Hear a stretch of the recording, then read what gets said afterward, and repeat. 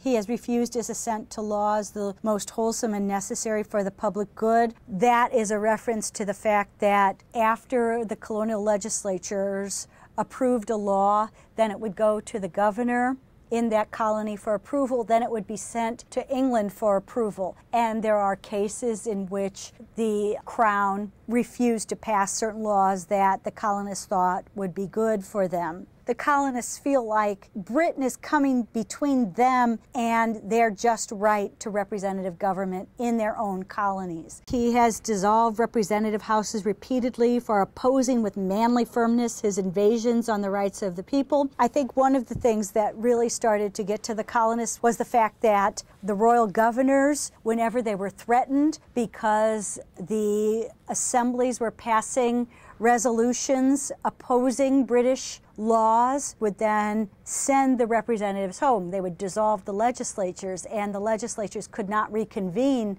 on their own merits. They would go down to a local tavern and reconvene in the name of the people, but they didn't have the legal authority of the legitimate government, the royal government. And so the colonists increasingly felt that Britain was violating their right to representation in their own colonial legislatures. Suspending our legislatures, that refers to the fact that in certain colonies, the Parliament prohibited the legislature from meeting. That violated the people's basic right to elect representatives who would govern them. And then the Declaratory Act of 1766, which was passed in the wake of the repeal of the Stamp Act, said that Parliament had the right to pass laws governing the colonies in any case whatsoever. And Parliament intended that to apply to taxes. And the colonists said that no, they would agree to laws that Parliament passed that were for the governance of the empire, but they would not agree to pay any taxes that were not passed by their own representatives. Those in particular refer to this issue of no taxation without representation. The Anglo-American idea of taxes was that taxes are a gift of the people to the government, and the government uses those taxes to preserve life, liberty, and property for the security of the state, for the security of the people. The people can't be forced to give these taxes without their consent. That doesn't mean that the people meet personally to vote on taxes, but through their representatives. So as long as they are electing representatives to an assembly, then that assembly has the right to vote taxes, and they are bound to pay those taxes. Even if they don't agree with the particular policies, they can change the person who they elect. In every stage of these oppressions,